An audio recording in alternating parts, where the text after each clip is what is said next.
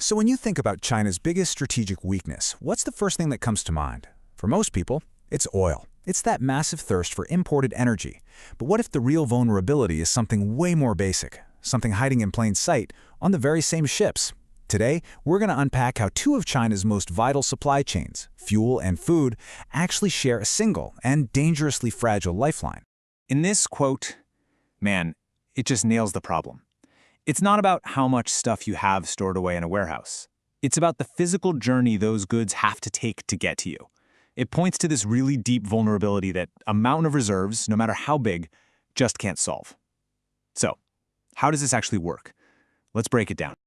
All right, to really get the full picture here, we've got to start with the part of the story you probably already know: China's massive need for energy and the incredibly dangerous journey that fuel has to take to get there.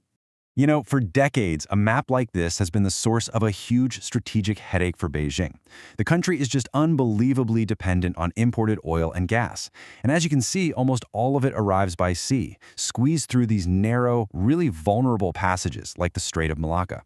This single choke point is the core of what everyone calls the Malacca dilemma. Okay, so the energy risk, it's crystal clear. But here's where the story takes a really crucial turn. Traveling right alongside those giant oil tankers through the exact same dicey sea lanes is another type of cargo, one that you could argue is even more vital for keeping a country stable. Yeah, it's the cargo we almost never talk about. We get so fixated on the oil tankers that we completely forget about the giant bulk carriers sailing right next to them. And you know what they're carrying? Food.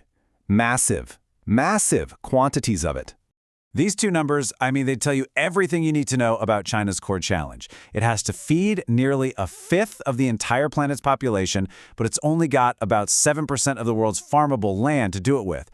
That is a fundamental structural gap, and the only way you can possibly bridge it is with huge imports. And the scale of these imports is just mind-boggling. Let's just take soybeans, right? A staple for everything from animal feed to cooking oil. China imports around 100 million tons of them every single year. That makes it the world's biggest buyer, and it's not even close. And it is not just soybeans. The list just goes on and on. We're talking wheat, corn, meat, dairy, palm oil. All of these essentials get loaded onto ships, mostly in the Americas and Southeast Asia. And they all travel through the exact same choke points as the oil tankers, the South China Sea and the Strait of Malacca. Okay, so how exactly does a problem with energy become a problem with food? The connection is way deeper than just sharing a shipping lane. If oil supplies get disrupted, it immediately threatens the food supply in three very specific ways. So first, you've got fertilizer. A lot of the key ingredients for modern fertilizer come from the Persian Gulf. A crisis there, and boom, fertilizer costs go through the roof, which immediately hurts China's own harvests back home. Second, there's the cost of shipping itself. Any kind of war risk insurance or rerouting fees that get slapped on an oil tanker, they also apply to the grain carrier sailing right behind it. That makes every single food import more expensive. And third, it's just basic logistics. If those oil tankers are forced to take longer routes, say all the way around Africa, they tie up ship capacity for months, creating a global ship shortage that makes it harder and more expensive to book a ship for anything, including food.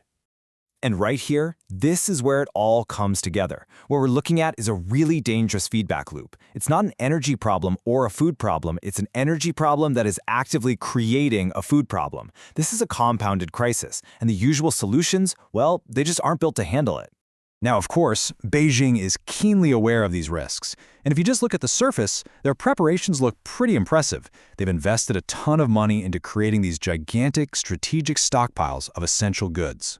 In fact, China has some of the biggest reserves on the entire planet.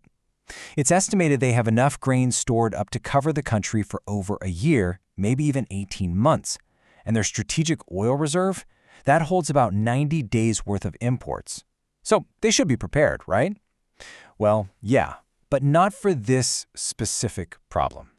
This right here is the question that exposes the real vulnerability. Okay, think about it like this. Think about your own house. You might have a pantry that's stocked with months' worth of food, and your car in the garage has a full tank of gas. You feel secure, right? But what happens if the one and only road to your town gets completely blocked? Indefinitely. All of a sudden, you can't get more groceries or more gas. Your two separate safety nets are being drained by a single problem. That, in a nutshell, is China's dual vulnerability. And this is the critical takeaway. Those reserves, they're a buffer. All they do is buy you time. They are not a solution. A massive stockpile of grain can't magically clear a physical blockade in the middle of the ocean. It can't restart the flow of goods. All it can do is delay the inevitable crisis. It's just a clock ticking down. And in the end, it all boils down to this one stark reality. A government can impose fuel rationing. It can tell people to drive less, it can reduce factory output, it can dim the lights. Those are tough choices for sure, but they are politically possible. But rationing food on a national scale for 1.4 billion people? That is a scenario with consequences so profound, so destabilizing that it explains why the Malacca dilemma isn't just about oil tankers. It's about the food ships sailing right behind them.